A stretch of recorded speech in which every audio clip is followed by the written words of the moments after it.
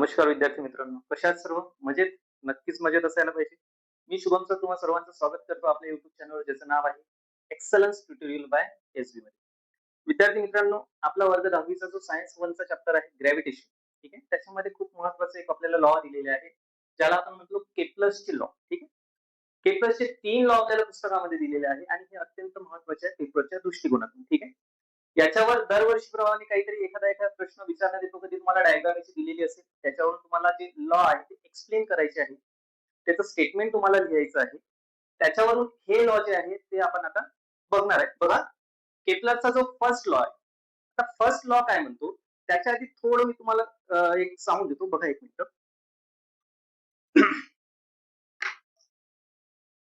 बघा, हा शेप तुम्हाला दिसत आहे. हा शेप जो आहे याला म्हणतात इलिप्स, ठीक आहे? आता इलिप्स का महत्वाचा आहे? केप्लर्स मध्ये आपल्याला हा शेप आपल्याला दिलेला आहे. आता सगळेच्या सगळे जे प्लॅनेटरी मोशन्स होते, जे केप्लरनी ऑब्झर्व्ह केलेले होते, कारण की त्यावेळी टेलिस्कोपचा शोध लागलेला नव्हता. मग सगळेच्या सगळे ॲस्ट्रोनॉमर्स जे होते ते काय करायचे? उघड्या डोळ्यांनी सगळे आपले जे प्लॅनेटरी मोशन्स आहेत त्यांना ऑब्झर्व्ह करायचे आणि त्याच्यावरूनच केप्लरने आपल्याला हे 3 लॉ दिलेले आहेत आणि त्याच्याकडे याचं ते प्रूफ वगैरे नव्हतं, पण त्यांनी जे ऑब्झर्व्ह केलं त्याच्यावरून त्यांनी हे 3 लॉ बनवलेले होते. आता त्याच्यानुसार जो शेप आहे, जो प्लॅनेट्स जे मूव्ह करतात, कोणाच्या भोवती रे बाबा? सनच्या भोवती. मग सन भोवती जे फिरणारे आपले प्लॅनेट्स आहेत, ठीक आहे? ते कोणत्या शेपमध्ये फिरतात? तर ते शेपमध्ये फिरतात इलिप्टिकल ऑर्बिटनुसार. आता माझ्या हातामध्ये दिसून राहिला हा आहे इलिप्स. आता इलिप्सला बघा 2 फोकस पॉइंट असतात. एक म्हणजे F1, एक म्हणजे F2 तुम्हाला दिसून राहिला. आता या इलिप्टिकल ऑर्बिटमध्ये बघायचं, जो एखादा फोकस पॉइंट आहे, 2 पैकी एक. एका फोकस पॉइंटवर कोण असणार आहे? आपला सन असणार आहे आणि याच्या भोवती कोण फिरणार आहे रे बाबा? आपल्याकडे प्लॅनेट्स फिरणार आहे. आता माझ्याकडे समजा हा अर्थ आहे. आता अर्थ काय आहे? या सन भोवती मूव्ह करणार आहे, याच्या भोवती फिरणार आहे. बघा, ही जर का याच्या भोवती अशा पद्धतीने फिरत असेल, आता हा शेप कोणता आहे आपला? इलिप्स. मग अर्थ जर याच्या भोवती या ऑर्बिट नुसार फिरत असेल, ऑर्बिट म्हणजे कक्षा, याच्या भोवती फिरत असेल, तर ही ऑर्बिट कोणती झाली? आपली इलिप्टिकल ऑर्बिट. क्लिअर आहे? मग बघा, कधी कधी इलिप्टिकल ऑर्बिट मध्ये बघा, अर्थ काय असणार आहे? कधी कधी सूर्याजवळ येईल, कधी थोडी दूर जाईल आणि कधी सर्वात दूर आपल्याला जाताना पाहायला मिळते. मग याच्यावरूनच बघा, आपल्याला हे केप्लरचे लॉ बघायचे आहे. पहिला लॉ सिंपल आहे. The orbit of a planet म्हणजे कोणताही प्लॅनेट कोणत्या ऑर्बिटनुसार फिरणार आहे? इलिप्टिकल. मग orbit of a planet is an ellipse and sun is at one of the foci. ठीक आहे? किंवा फोसाय म्हटलं तरी चालतं. ठीक आहे? बघा, पहिला लॉ बघा आपला काय म्हणते? The orbit of a planet is an ellipse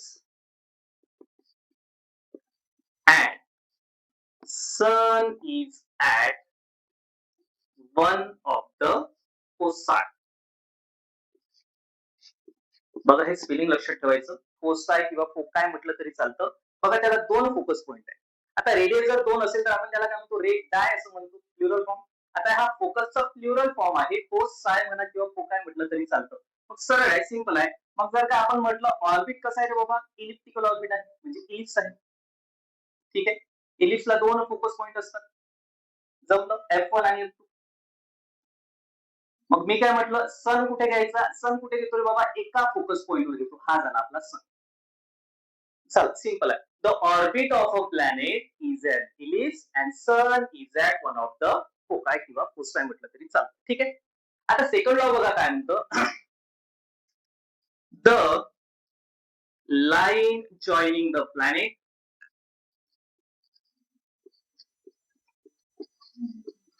and the sun sweeps equal areas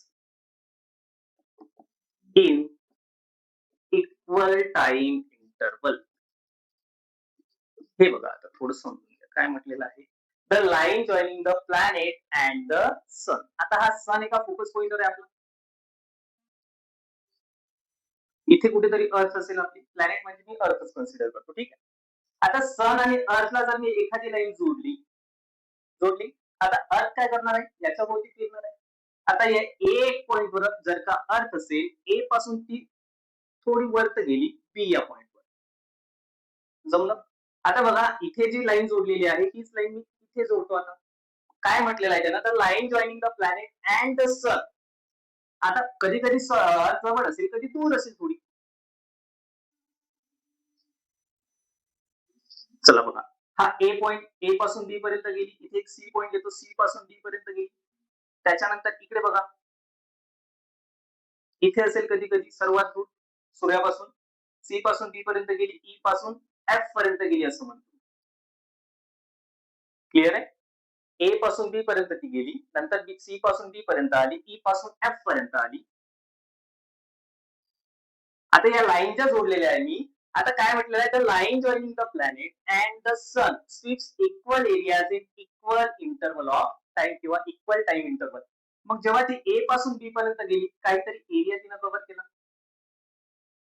C पासून डी पर्यंत गेली तर एरिया काहीतरी कव्हर केला, आणि ई पासून एफ पर्यंत गेली तेव्हा काहीतरी एरिया कव्हर केला. आता समजा ए पासून बी पर्यंत जायला फॉर एक्झाम्पल मी समजतो की बाबा 10 दिवस लागले. ठीक आहे.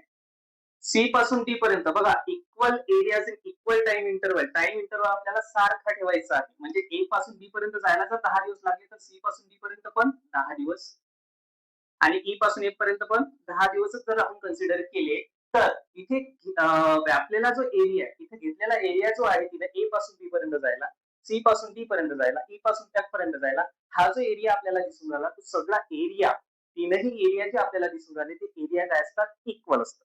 क्लिअर आहे?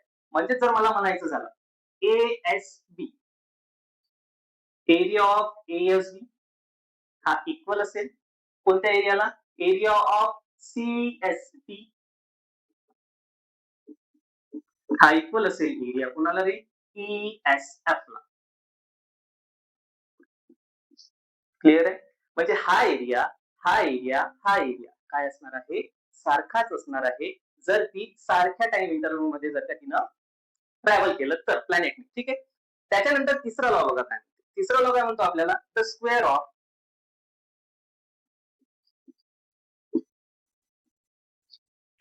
period of revolution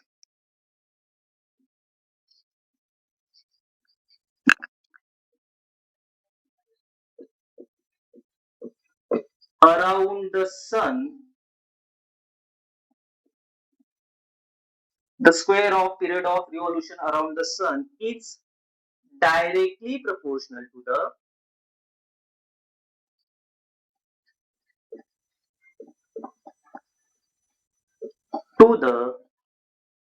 cube of mean distance of the planet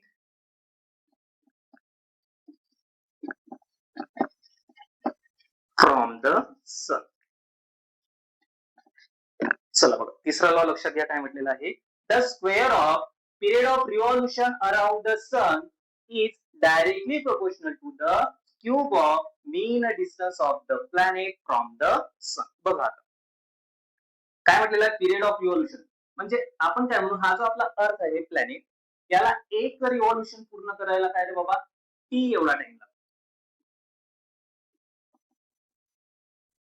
1 revolution साठी.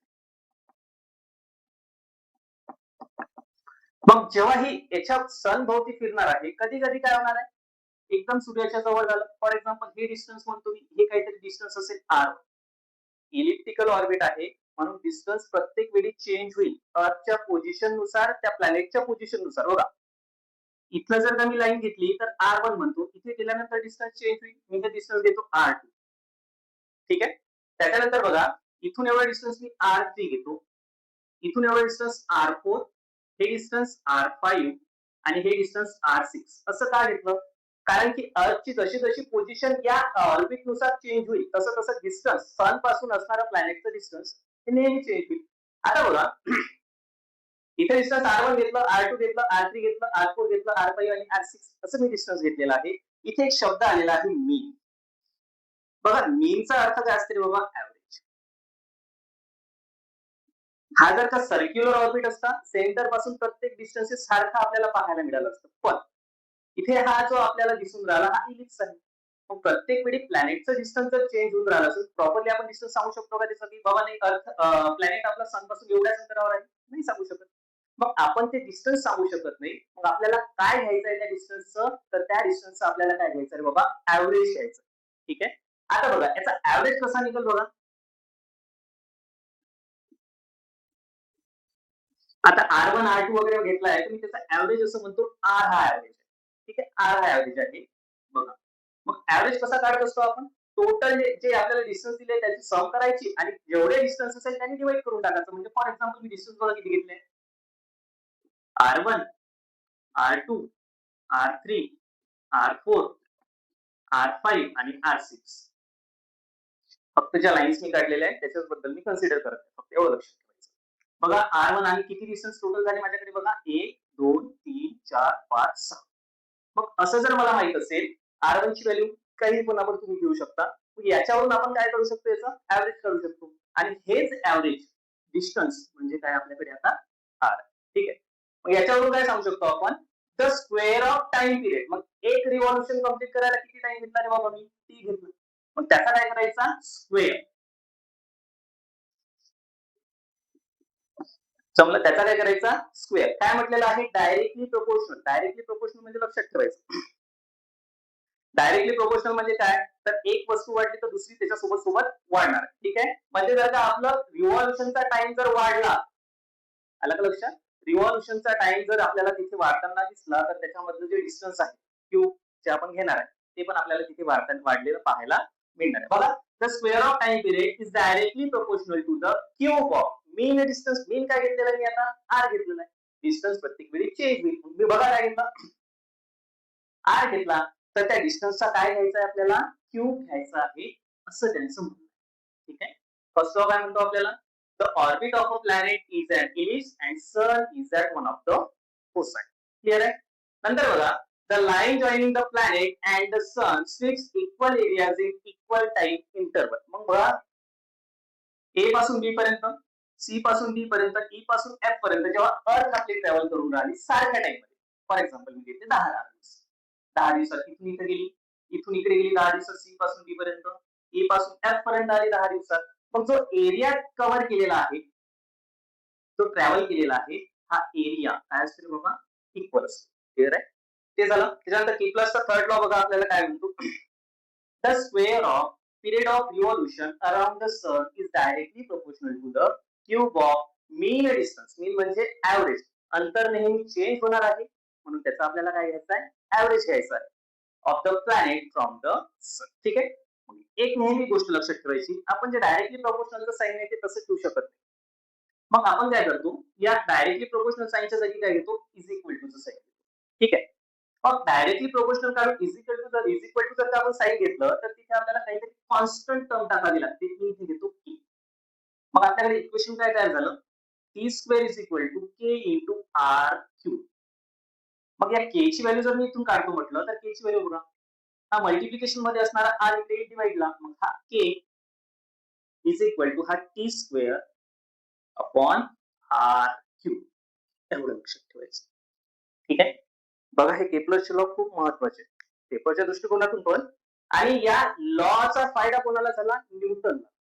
याच्यानंतरचा जो टॉपिक आहे आपला युनिव्हर्सल लॉ ऑफ ग्रॅव्हिटेशन, न्यूटनचा, त्याच्यामध्ये या सगळ्या लॉचा जो फायदा आहे तो न्यूटनला झालेला आहे. म्हणून हे लॉ आपल्यासाठी खूप महत्वाचे. चला तर मग भेटूया नंतरच्या व्हिडिओमध्ये. लाईक करा, फॉलो करा आणि शेअर करायला नक्कीच विसरू नका. धन्यवाद.